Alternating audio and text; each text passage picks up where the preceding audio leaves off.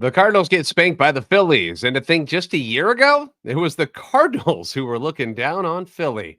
Oh, how things have changed. This is Locked On Cardinals. You are Locked On Cardinals, your daily St. Louis Cardinals podcast, part of the Locked On Podcast Network, your team every day.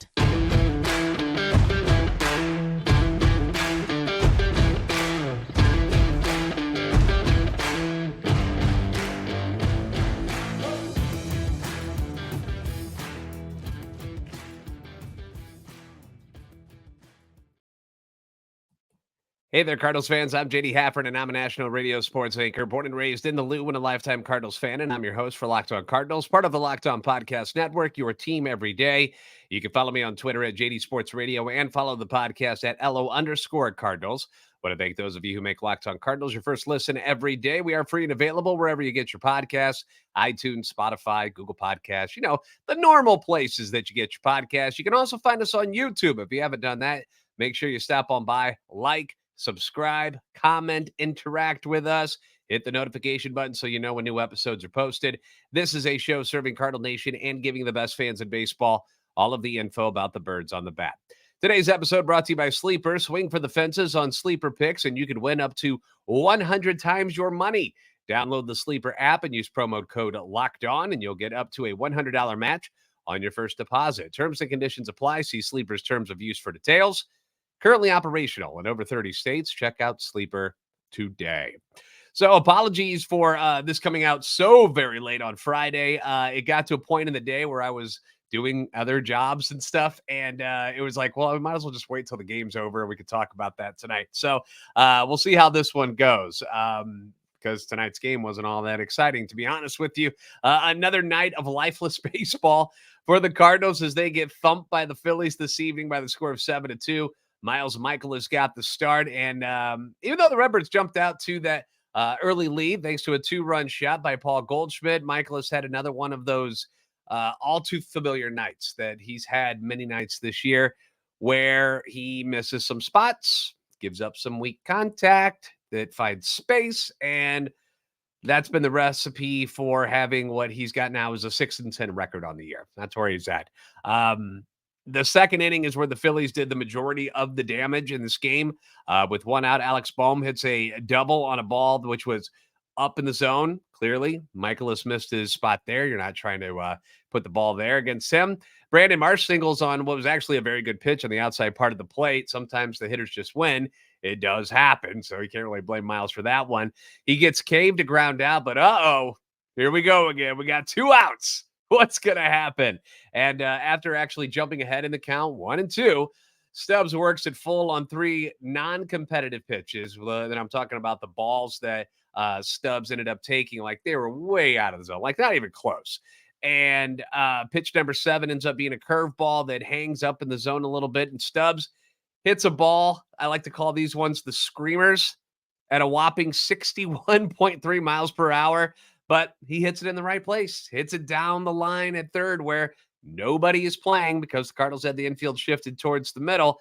And once again, it's 2 outs, 2 strikes, and damage gets done against the Cardinals. A double this time around. It scores 2. Game's tied 2-2. The next hitter is Kyle Schwarber. He makes up for Stubbs's weenie contact by absolutely scorching a sinker over the heart of the plate. That one went at 109.9, according to StatCast off the bat. Hit so hard that it actually sticks on a bounce, sticks in the wall in right field. Jordan Walker had to peel it out of the wall and throw it in there. I think normally you're supposed to put your hands up in a situation like that, but didn't matter. It was a double. It was an RBI, and 3-2. Phillies have the lead. They're off and running. The Cardinals get a leadoff double to start the third inning, okay? This is a chance. Hey, let's answer right back, right? Remember the old saying? Yeah, you got to be able to punch back. We haven't heard that in a while out of Ollie because it just hasn't been happening. But O'Neill leads off the inning with a double, and despite Goldie, Arenado, and Contreras coming up next, they can't bring him in. Can't get it done. They've been awful at situational hitting for most of this year. Bernie Mikolas did a write-up about this just the other day at scoopswithdannymac.com, so I'm going to talk more about that a little bit later in the show, the situational hitting struggles that the Cardinals have had this year, because Bernie went in and did one of his deep stat dives into this, and like you're just like, wow, I did not realize it was that bad. So we'll get into that a little bit later. But Goldie grounds out to the pitcher. Like what? Arenado then pops out to the second baseman. Contreras whiffs. Threat's over. And essentially the game is over when you look back on it now. Top of the third inning, the Phillies do exactly what the Cardinals didn't. Harper hits a leadoff single, goes to second on a wild pitch. Mikolas was missing his spots a few times tonight. And two wild pitches by Miles Mikolas, who is not a wild pitch kind of guy. You know, he's not got some kind of nasty splitter that he's throwing in the dirt all the time. If that tells you anything about how his control was tonight, he had two wild pitches. Then you get back-to-back flyouts. That brings the run in. Good teams do that. They take advantage of those situations. The bad teams like the Cardinals, they scuffle. Mikolas was good until the sixth when Alex Bohm destroys the sinker. I mean, right down the can, dude. Right down the middle. Another missed spot. 444-foot solo shot, and which ends up being the highlight of the night for me was actually the catch by this guy on the Alec Bohm home run, who has like a scorecard in one hand, full extension, no glove, and catches this ball that just traveled like 108 miles an hour, 444 feet, and just snares it out of the air. An amazing catch by a fan. I don't know how they do that. Dude must have big hands. Anyway, Mikolas' final line on the night: 6 innings, 8 hits, 5 runs, no walks, but 2 wild pitches. He strikes out 3, 2 of those in the first inning, and he's now 0-4 in August with an ERA of 5.81. He has not been good. Andrew Suarez comes in for the final 2 innings. He got greeted by a solo nuke by one Kyle Schwarber, who I was thinking about. I was like, it feels like Kyle Schwarber just kills the Cardinals all the time, doesn't it? It always feels that way. And when I went and looked at the stats, he's actually only hitting like 170 something against the Cardinals in his career. 35th home run of the year this year. I think that's the 11th home run that he's hit off the Cardinals in his career, but he's hurt other teams much worse than the Cardinals. I was a little surprised to see the stats so low, but Harper hits a triple off of Suarez, which I guess misplayed in right field by Jordan Walker. The ball was going down the line, and you know how like at Busch Stadium where the stands kind of kick out there's like that segment, and sometimes the ball will hit that and ricochet back towards the outfield. Walker, I guess, assumed that that's what was going to happen. It doesn't. It rolls all the way into the corner, so Harper gets all the way to third base. I'm not really going to bash on Walker for that play because you're kind of stuck. You got to make a guess on what's going to happen, and he was wrong this time. So double, triple, it doesn't really matter because then Nick Castellanos comes up and it's a double anyway. So Harper scores, makes it 7-2, which is how this game ended. And it wouldn't have mattered if Mikolas pitched to Jim anyway after the second inning. They remained 3-2 the whole game because the Cardinals' bats completely disappeared against the Phillies pitching staff in this one. After that O'Neill leadoff double in the third inning, the Cardinals didn't have a single hit or have a player reach base after that double. Not one. None. 21 straight hitters got retired. The Cardinals struck out 11 times on the night. They were 1 for 5 with runners in scoring position before locking up the bats for the night. And we're like, we're done. We're out. Cherry on top for this one, the Cardinals activated Nolan Gorman today, in case you didn't hear about that, although he didn't start tonight for whatever reason, because there was a left-hander on the mound. I don't know. They had Taylor Motter in there again, but he had to come in late in the game, and we're all like, wait, what? Why is it? Well, Nolan Arenado has left the game. Apparently left the game with the infamous back tightness that is plaguing the Cardinals team like a case of the flu or something right now. So he's out. Don't know how many games he'll miss now, but the Cardinals are terrible, man. They fall to 56-73, second worst record in the National League, ahead of only Colorado. I don't blame Arenado for checking out early on this one. We know the Cardinals have to rebuild the pitching staff, right? We know that. And yesterday, I brought up a Shohei Ohtani scenario. And I want to follow up on that because we got a lot of interesting feedback on the YouTube page about that. Plus, I mentioned that Mikolas article. We'll talk about how terrible the Cardinals have been with situational hitting this season. That's all coming up on Locked On Cardinals.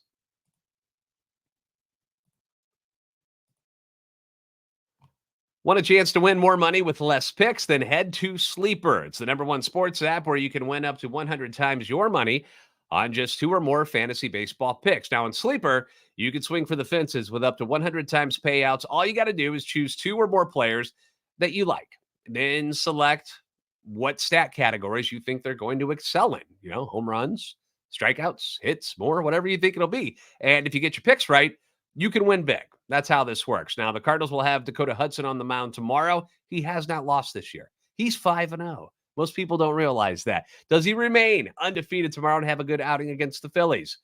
Nolan Gorman should be back in the starting lineup tomorrow. Do you think he gets a hold of one against the starter Zach Wheeler tomorrow? Follow your gut. Try to win big.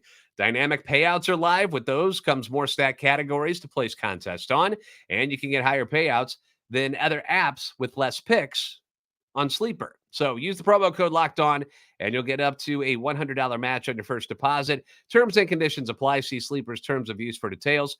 Currently operational in over 30 states. Check out Sleeper today.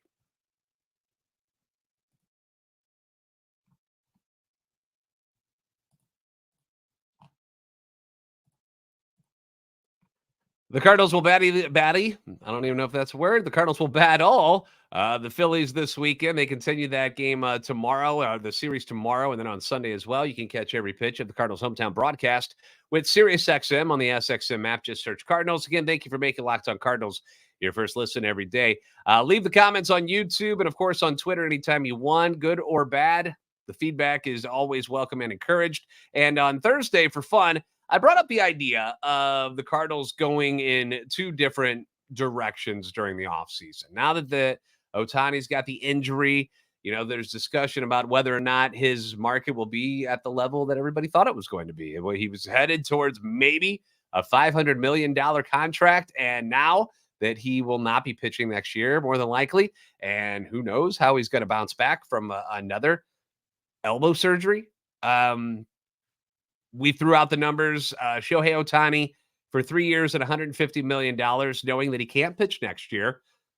Or do you go a different route and you go and use that money on 2 different free agent pitchers and then trade for another one? Because we know the Cardinals have said they're in the market to add at least 3 new pitchers to the rotation. So let's start off with this one. Skywalker 700,000 says the Card needs pitching. They said they're going for pitching. What Ohtani may not be able to do is pitch. If the Cardinals are trying to actually contend next year, they need pitching. Simple. Go for free agent starters. Multiple options means less chance they would all be bad investments. I feel one of the signings may end up being Monty, talking about Jordan Montgomery. I agree, Skywalker, with most of the things you say there. I'm sure you're a Star Wars fan as well, which is cool. Oh, I want to show you this real quick. All right, watch on YouTube. Bear with me. I got to go over here and read for this. All right, here we go. So I got the lightsaber up. I know it's one of the cheap ones, but it was part of a giveaway that I was a part of earlier this year. So this one going out to Skywalker, 700,000. There's 700,000 of them out there. That's crazy. Anyway, again, the Ohtani discussion was really just for fun because you don't know what the market's going to be yet. If you could get Ohtani, I mean, isn't that something you got to kind of think about? I mean, is it ideal to sign a designated hitter for $50 million a season? No. But at the same time, it is Shohei Ohtani. But no, I agree with you for the most part there. It's probably not what I would do. As far as Jordan Montgomery coming back to St. Louis, I wouldn't hold my breath. I wouldn't hold my breath. I feel like if there's any of the guys that they traded away that might come back, Jordan Hicks might be the one. But I seriously doubt Jordan Montgomery comes back. I just think that he will get a bigger deal somewhere else. Logan Swartz says, I'd go 2 relatively young pitchers. I like Charlie Morton, Alex Cobb, Snell, and Gray as far as pitching goes. I want 1 bat, and that would be Young-Hoo Lee from Japan. That's my take. Okay. Well, thank you, Logan. Charlie Morton's like 39. He's not young at all. Cobb is 35, and the Giants also have a club option for him next year at $10 million, which is, it's a lot of money to me and you, but it's peanuts to get an accomplished starting pitcher in the major league. So I don't see why the Giants wouldn't exercise that option and bring Alex Cobb back to San Francisco. Snell and Gray are both free agents and will most certainly get some attention from the Cardinals. I would imagine they'll look into both of them. For some reason, I don't really have a reason for this. I think it's just kind of like a gut feeling. But Sonny Gray just seems like somebody they'll go after, doesn't it? Like, I know he's had some arm issues in the past, but most pitchers have at some point in their careers.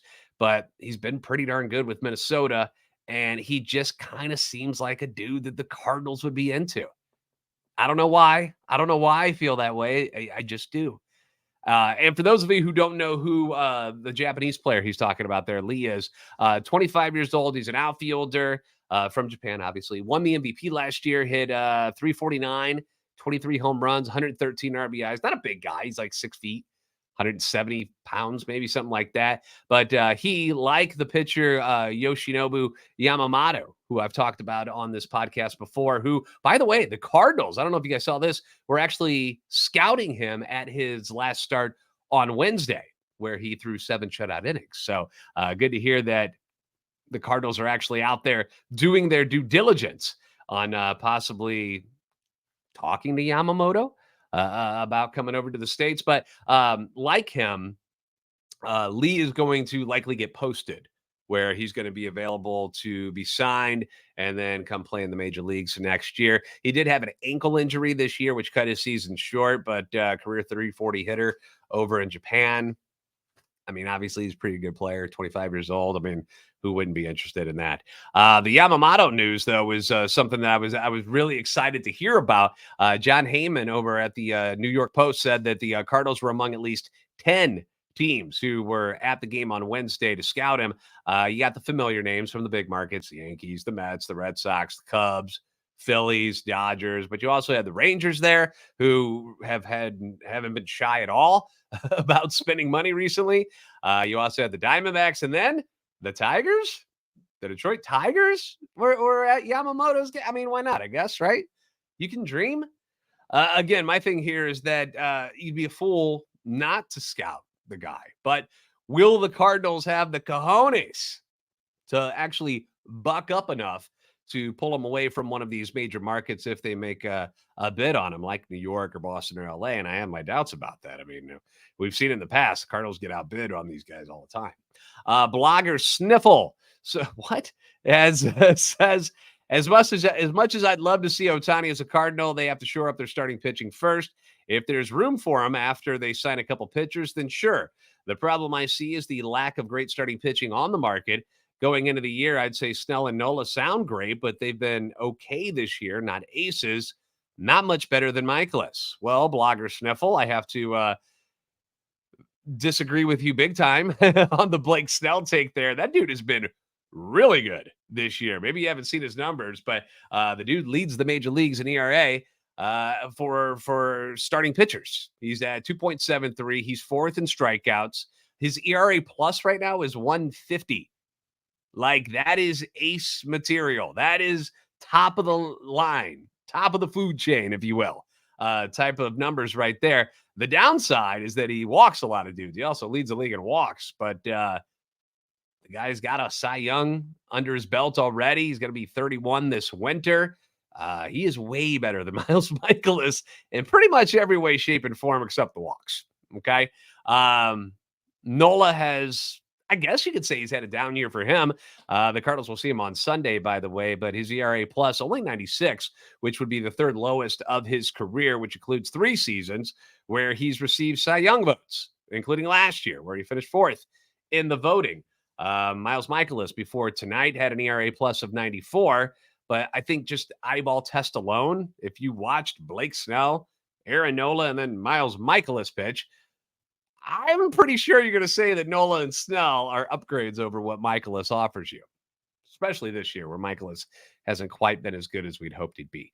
But pitching this year has been the root of most of the evil this season in the Cardinals offense.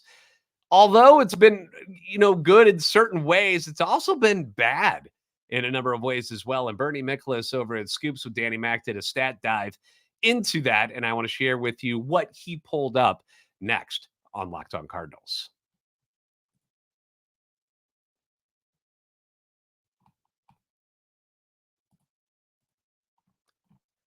Once again, the Cardinals will be on the road to face the Phillies tomorrow. You can catch every pitch of the Cardinals' hometown broadcast with SiriusXM on the SXM app. Just search Cardinals. Longtime St. Louis writer and radio host Bernie Mikolas is he's really, really good at doing his research and finding stats on just different aspects about the Cardinals. I think I do a pretty good job at finding stuff. Bernie is next level. Like, I'm Miles Mikolas in research, where Bernie is like Blake Snell in research. The dude is amazing. And the Cardinals offense, for the most part this year, most of us, you would look at the basic stats like runs and home runs and batting average, OPS, RBI, the basic stuff that we're all familiar with. You would look at that and you'd go, they're not that bad. Not a bad offense. But those stats don't tell the whole story. And if you watch these guys, guys day in and day out, and like I do, like our everydayers do, you know that despite some of those basic stats being, top 10 in the National League, some of them they're in the top 10 in all of Major League Baseball that they still do a lot of stuff bad, man. They fail in a lot of ways, and we call that situational baseball. All right. And it's where the team has some glaring weaknesses. Like tonight, we were talking about it earlier, where the leadoff double from Tyler O'Neill, you've got arguably your three best hitters coming up, and none of them can get them in. They just can't do it. Not by a double. They did. I don't even know if he got over to third, to be honest with you. I don't think he did. But that kind of stuff just cannot happen. And it happens a lot with the Cardinals if you watched them this year. So Bernie dropped a bunch of stats the other day about their situational failures, and I want to share a couple of them here with you. Coming into tonight's game, the team is hitting 178 with runners in scoring position in August. They were 1 for 5 tonight and 5 for 33 so far on the road trip. For the season, the Cardinals have stranded more runners, 944. Than any team in the major leagues. They stranded, I think it was 3 more tonight because they hardly had anybody on base. St. Louis is the only NL team that's left 900 or more runners on base this season. Second place, ironically, the Phillies, who had 897 coming into tonight's game. The Cardinals have grounded into 100 double plays this season, tied for 5th most in the majors. They've got only 26 sacrifice flies this season, which ranks 14th in the NL, 25th overall. The Cardinals only have 57 RBIs with the bases loaded, tied for the 5th lowest overall and 2nd fewest in the National League. You watch these games, you see the bases loaded, and you know they're going to strike out or do something stupid like a pop out or whatever it may be. Like, they just don't get it done. They are -5 in base running runs, which ranks tied for 25th overall. They have a below average showing this season and going from first to third on a single. We're talking base running now, scoring from first base on a double and scoring from second base on a single.